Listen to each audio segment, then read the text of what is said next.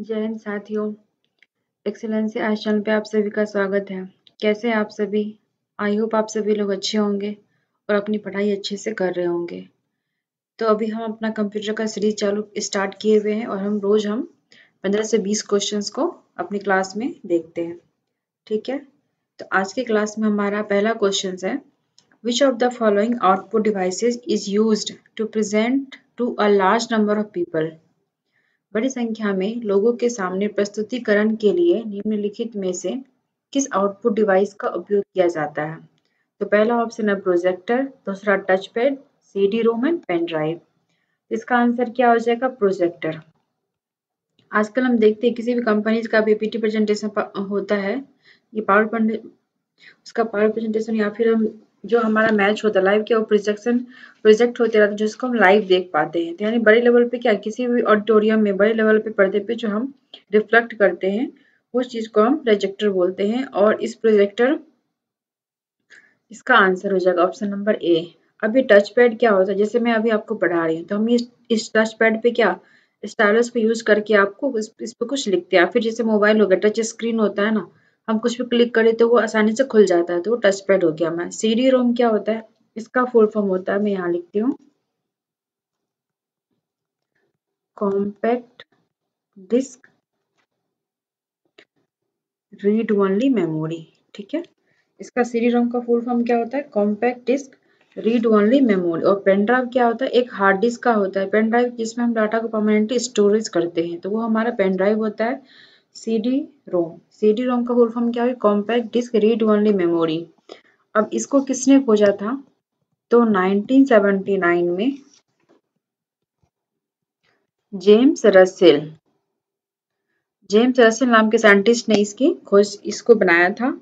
और जो पहली कंपनी कौन थी जिसने सीडी रोम बनाया था? तो फर्स्ट कंपनी थी फिलिप्स एंड सोनी। ये दोनों कंपनी ने जो है सबसे पहले सीडी रोम को डिजाइन किया था यूज के लिए। ठीक है, और जो सीडी रोम क्या होता है, इसमें एक चीज होता है WORM, वॉर्म शॉर्ट फॉर्म है। इसमें क्या होता है? राइट वंस रीड मैनी, यानी कि हम इसमें सिर्फ एक बार ही राइट कर सकते हैं और हम रीड कई बार कर सकते हैं। जैसे सीडी कैसेट होता है ना, उसमें क्या करते हैं हम एक बार हमने उसमें डाटा डाल दिया तो हम उसको दोबारा एडिट नहीं कर सकते हैं। तो यानी कि write once and read many, यानी कई बार हम उसे रीड कर सकते जितना मर्जी उतने बार। ठीक है, और इसमें क्या डाटा को डिलीट नहीं कर सकते हैं। तो आई होप आपको समझ में आया होगा सीडी रोम क्या है। Compact disc read only memory 1979 में जेम्स रसेल नाम साइंटिस्ट ने इसको बनाया था। और पहली कंपनी कौन सी थी? Philips and Sony. और इसका काम क्या है? राइट वंस रीड मैनी, यानी एक बार लिख सकते हैं बार बार पढ़ सकते हैं और इसमें डाटा को डिलीट नहीं कर सकते हैं। पर इस क्वेश्चन का क्या है आंसर? बहुत सारे लार्ज नंबर ऑफ पीपल के सामने प्रेजेंट करने के लिए हम क्या यूज करते हैं? तो प्रोजेक्टर। आंसर क्या हो जाएगा? Option number A. Next question देखते हैं, computer monitors are also called. Computer के मॉनिटर भी कहा जाता है। पहला ऑप्शन है VDU, DVD, CCTV and DBU। सबसे पहले होता है इसका फुल फॉर्म क्या, हमको पता ही नहीं है, तो इसका आंसर कैसे पता होगा हमें? तो इसका फुल फॉर्म देखते हैं। पहला ऑप्शन का फुल फॉर्म होता है विजुअल डिस्प्ले यूनिट। ठीक है, फर्स्ट इसका DVD का फुल फॉर्म क्या होता है? Digital versatile disc. ठीक है, CCTV का फुल फॉर्म क्या होता है? Closed circuit television. ठीक है, तो DBU ऐसे ही है, तो इसका आंसर क्या आ जाएगा? विजुअल डिस्प्ले यूनिट, यानी कि मॉनिटर को हम विजुअल डिस्प्ले यूनिट भी बोल सकते हैं। DVD क्या होता है? Digital versatile disc. अब जैसे हमने CD रोम देखा ना, CD कैसेट जो होता है, DVD और CD में क्या अंतर है? CD की स्टोरेज क्षमता कम होती है पर इसकी स्टोरेज क्या होती है? स्टोरेज मोर होती है, मोर देन CD। ठीक है, यानी कॉम्पैक्ट डिस्क ड्राइव से इसका ज्यादा होता है। CCTV क्या आपने हर जगह देखा, CCTV कैमरेस लगे हैं, हर जगह लगा होता है, मॉल हो, शॉपिंग मॉल हो, कॉलेज हो, ऑफिस हो, हर जगह पे। पर शायद ही किसी को पता होगा इसका फुल फॉर्म क्या होता है। इसका फुल फॉर्म आंसर क्या हो जाएगा? Closed circuit television. ये आपको याद रखना, किसी एग्जाम में शॉर्ट फॉर्म में आपको पूछ सकते हैं। इसका आंसर क्या हो जाएगा? VDU, यानी कि visual display unit. Next question है, द ऑपरेटिंग सिस्टम इज। हमारा क्वेश्चन नंबर 3 है, the operating system is. Operating system एक होता है, पहला ऑप्शन है system software, application software, utility software and data processing tool. तो इसका आंसर क्या हो जाएगा? ऑपरेटिंग सिस्टम एक हमारा सिस्टम सॉफ्टवेयर है। अभी ऑपरेटिंग सिस्टम होता क्या है? तो ये क्या करता है, यूजर और हार्डवेयर के बीच, यानी कि जो हमारा यूजर और जो पेरिफेरल डिवाइस होता है उसके बीच में एक इंटरफेस प्रोवाइड करता है। और ये क्या है? सिस्टम सॉफ्टवेयर है। तो इसका प्राइमरी पर्पस क्या होता है?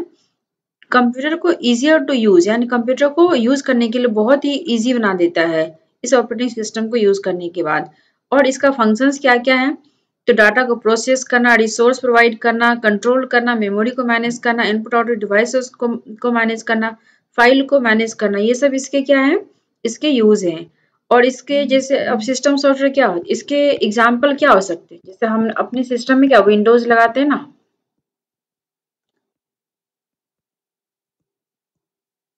विंडोज हो गया ना, अभी हमारा क्या 11 चल रहा है, 10 चल रहा है, पहले जमाने में एक्सपी होता था, विंडोज 90 होता था।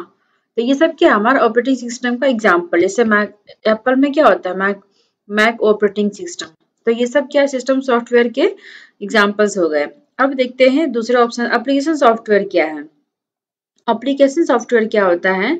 अकॉर्डिंग टू यूजर, जो यूजर के अकॉर्डिंग जो अपने सिस्टम में जो कुछ चीजें डाउनलोड करते, कुछ चीजों को डिलीट करते हैं, यानी यूजर के रिक्वायरमेंट के अकॉर्डिंग। जैसे कि हम एमएस ऑफिस, ठीक है, उसमें एमएस सेकेंड एमएस ऑफिस में क्या है, इसमें क्या होता है? वर्ड होता है, एक्सेल होता है, पावर पॉइंट होता है। तो हमें जिसकी रिक्वायरमेंट होती है हम उसे रखते हैं, नई रिक्वायरमेंट हम उसे डिलीट कर देते हैं। जैसे फोटोशॉप हो गया, ठीक है, सिस्टम सॉफ्टवेयर का एग्जाम्पल फोटोशॉप भी हो जाएगा। इससे भी क्या हमें जरूरत है तो रखते हैं, नहीं अगर नहीं जरूरत है तो हम हटा देते हैं अपने सिस्टम से। नेक्स्ट ऑप्शन है यूटिलिटी सॉफ्टवेयर। यूटिलिटी सॉफ्टवेयर क्या होता है? इसका जो होता है, कंप्यूटर को मेंटेनेंस करने के लिए जो चीजें की रिक्वायरमेंट है। इसका एग्जांपल हो सकता है फायरवॉल, ठीक है, फायरवॉल हो जाएगा, फिर हो जाएगा एंटीवायरस हो जाएगा, डिस्क फॉर्मेटिंग, ठीक है, डिस्क फॉर्मेटिंग यानी जब हमारा कोई चीज, हमारा कोई ड्राइव, जो हमारा कोई ड्राइव जो है वो करप्ट हो जाता है, तो हम उसे क्या करते हैं? उसे फॉर्मेट करते हैं। तो ये सब चीजों का काम किसका? यूटिलिटी सॉफ्टवेयर के अंदर आता है, यानी कि फायरवॉल हो गया, एंटीवायरस हो गया, ठीक है। तो इसका आंसर क्या हो जाएगा? ऑपरेटिंग सिस्टम हमारा क्या है? System software. इसका आंसर क्या हो जाएगा? ऑप्शन नंबर ए, ठीक है। नेक्स्ट क्वेश्चन मूव करते हैं। Which of the following shortcut keys is used to copy selected text in MS Word. MS Word में सेलेक्टेड टेक्स्ट को कॉपी करने के लिए निम्नलिखित में से कौन सी शॉर्टकट कुंजी उपयोग की जाती है? तो कॉपी करने के लिए, ठीक है, पहला ऑप्शन है alt plus C, control second control plus C, third control plus and control plus B. तो कॉपी करने के लिए हम क्या करते हैं? कंट्रोल प्लस सी का इस्तेमाल करते हैं, ठीक है। ये हमारा हो गया कॉपी के लिए, ठीक है।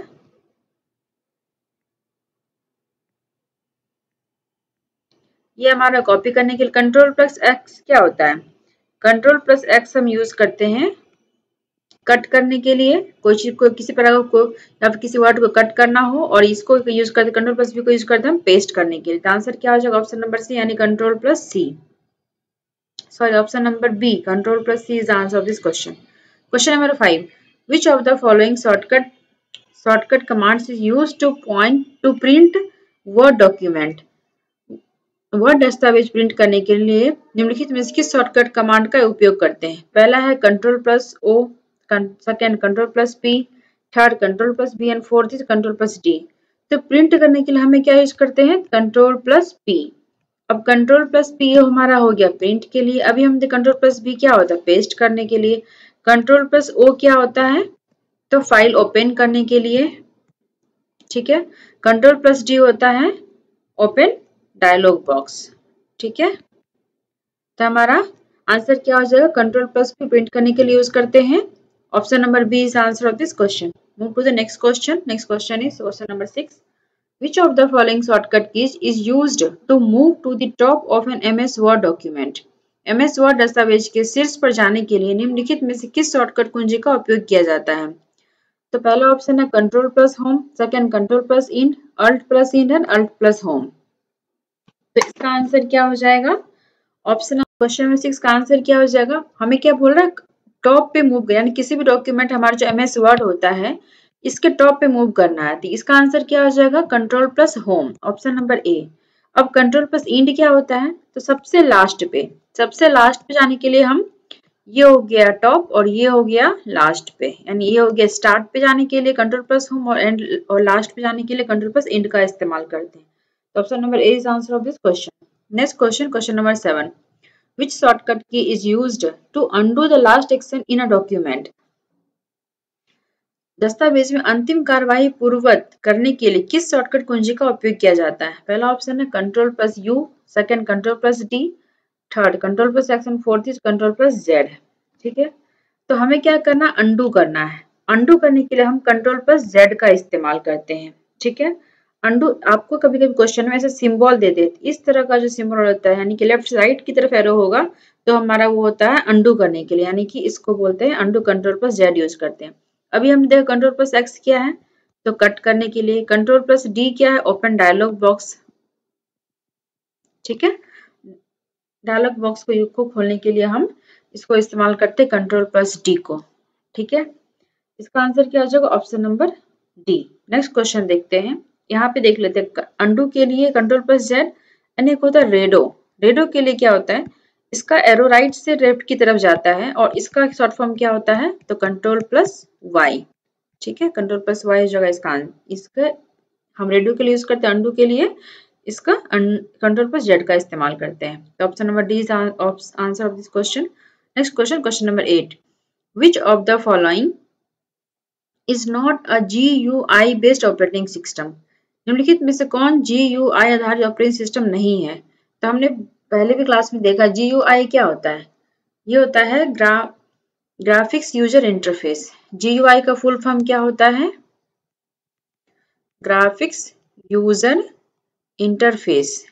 ठीक है, तो अभी हमने विंडोज में क्या देखा? हम आराम से इमेजेस भी खोलते हैं, 3D भी रिकॉर्ड करते हैं, वीडियो भी देखते हैं, ऑडियो भी देखते हैं।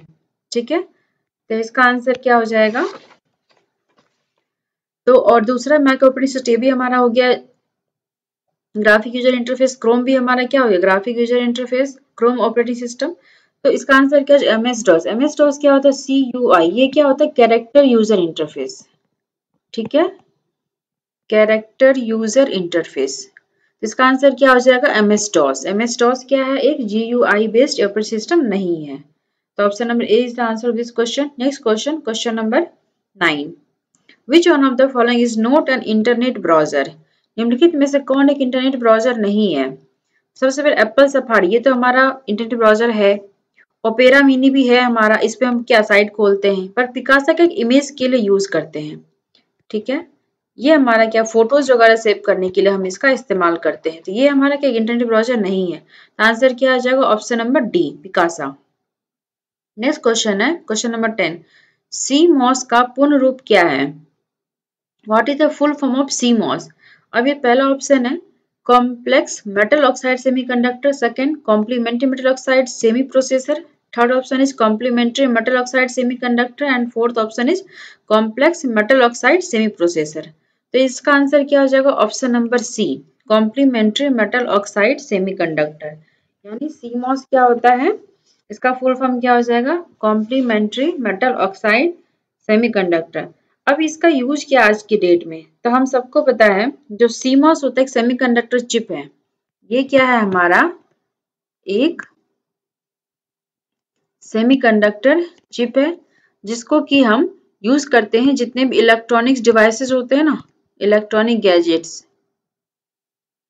ठीक है, इलेक्ट्रॉनिक गैजेट्स में हम सेमीकंडक्टर चिप का इस्तेमाल करते हैं। अभी आपको पता भी है गुजरात में जो है सेमीकंडक्टर चिप बनाने का प्लांट भी लगाया जा रहा है।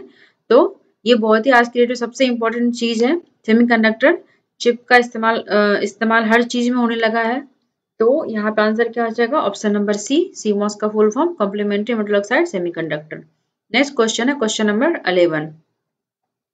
Touch screen is used for which of the following? Touch screen का उपयोग निम्नलिखित में से किसके लिए किया जाता है? पहला ऑप्शन है input devices only, second input as well as output devices, output third output device only, fourth is memory device. तो इसका आंसर क्या हो जाएगा? टच स्क्रीन का यूज हम इनपुट के लिए भी करते हैं और तो क्वेश्चन 11 का क्या हो जाएगा answer, input as well as output device. यानी टच स्क्रीन का यूज हम किसके लिए करते हैं, इनपुट डालने के लिए भी करते हैं और आउटपुट लेने के लिए भी करते हैं। इसका आंसर क्या आ जाएगा, option number B.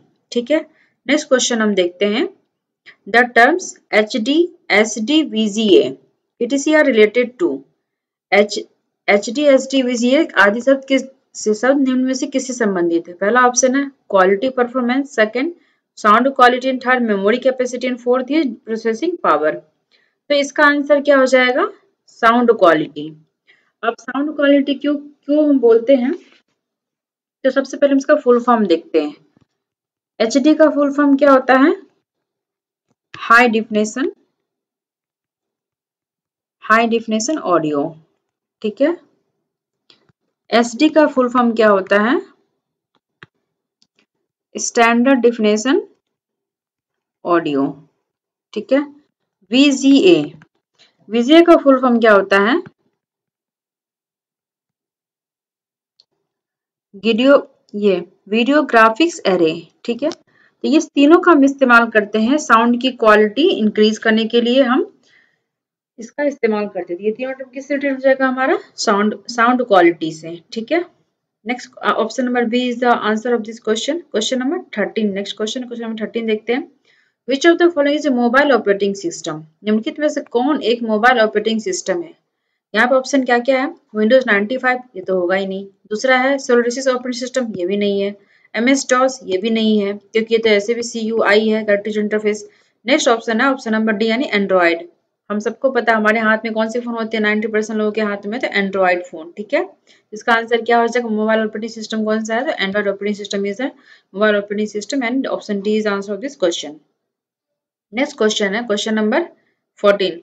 Linux operating system RTOS is known as, Linux operating system RTOS को किस रूप में जाना जाता है। तो सबसे पहले हम देखते हैं इस RTOS का फुल फॉर्म आपको पूछा गया है। पहला ऑप्शन है सिंगल टास्किंग ऑपरेटिंग सिस्टम, दूसरा multi tasking operating system, C real time operating system, and fourth one is time sharing operating system. तो इसका आंसर क्या हो जाएगा, RTOS यानी कि रियल टाइम ऑपरेटिंग सिस्टम। तो हमारा लाइनक्स क्या हो गया, हमारा एक ये रियल टाइम ऑपरेटिंग सिस्टम है।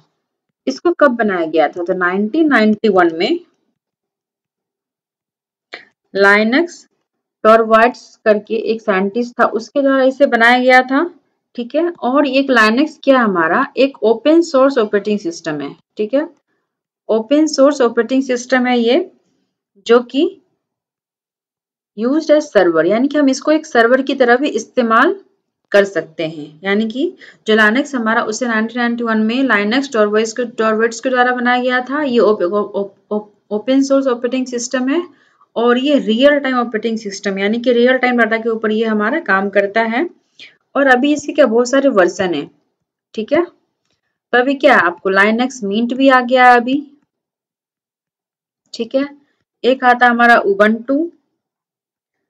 ठीक है, उबंटू भी हमारा क्या इसी के यहाँ पर लाइनक्स का एग्जाम्पल, इसका वर्जन हो गया। फिर एक है रेड हैट, ये भी हमारा क्या है लाइनक्स का ही वर्जन है, हमारा वर्जन है। ठीक है, और ये क्या करता है, जो हमारा कर्नल ऑपरेटिंग सिस्टम होता है ना, एक हमारा कर्नल ऑपरेटिंग सिस्टम है, ये इसको भी कंट्रोल करता है। तो इसका हम क्या क्या इससे हम समझ लेंगे। लाइनक्स क्या होता है, ऑपरेटिंग सिस्टम एक रियल टाइम ऑपरेटिंग सिस्टम है ये, और इसका 1991 में लाइनक्स टॉरवाइट्स द्वारा इसे खोजा गया था, मैंने बनाया गया था। ये ओपन सोर्स ऑपरेटिंग सिस्टम है जो कि सर्वर की तरह यूज कर सकते हैं हम उसे। ठीक है, नेक्स्ट है वर्जन, यानी कि इस कौन कौन से इसके वर्जन है। तो इसका लाइनक्स मिंट हो गया, उबंटू हो गया। ठीक है, और रेड हैट इसके वर्जन, इसका ही सारे वर्जन है। और ये क्या करता है, कर्नल ऑपरेटिंग सिस्टम को कंट्रोल भी करता है। नेक्स्ट क्वेश्चन है question 15। In MS Excel which of the following charts depicts a series of trend by adding dots। MS Excel में निम्नलिखित में से कौन सा चार्ट बिंदुओं को जोड़कर रुझानों की एक श्रृंखला चित्रित करता है। पहला ऑप्शन है line chart, second doughnut chart, third is scatter chart, and fourth one is pie chart. इसका आंसर क्या हो जाएगा, लाइन चार्ट। ये क्या कह रहा है, डॉट्स को इकट्ठा करके यानी डॉट्स को जोड़ करके। ठीक है, यानी इसको जोड़ा, इसको जोड़ा, इसको जोड़ा, फिर इसको जोड़ा, इस तरह का जो हमारा ग्राफ होता है उसको हम लाइन चार्ट बोलते हैं।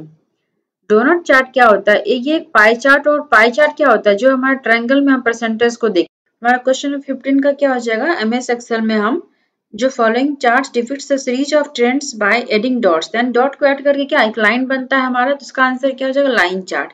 अब ये पाई चार्ट क्या होता है? जब हम सर्कल में, एक सेकेंड,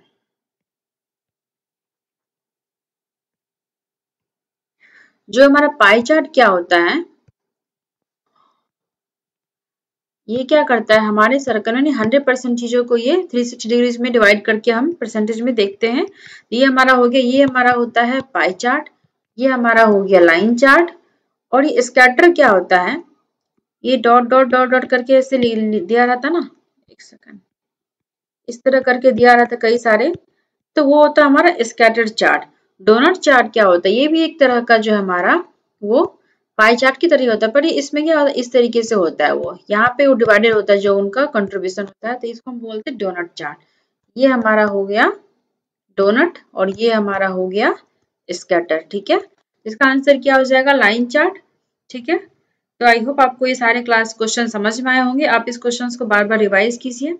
ठीक है, टोटल हमने अभी 15 क्वेश्चन देखे हैं, क्वेश्चन नंबर 1 से लेके 15 तक। तो आप ये सारे क्वेश्चंस को अपने कॉपी में जो आपको नहीं पता उसे नोट कीजिए, बार बार इसको रिवाइज कीजिए और अच्छे से अपनी पढ़ाई करते रहिए। ठीक है, चलिए, आई होप आपको हमारा क्लास पसंद आया होगा, तो क्लास को लाइक कीजिए, शेयर कीजिए, चैनल को सब्सक्राइब कीजिए। Okay, thank you so much, जय हिंद।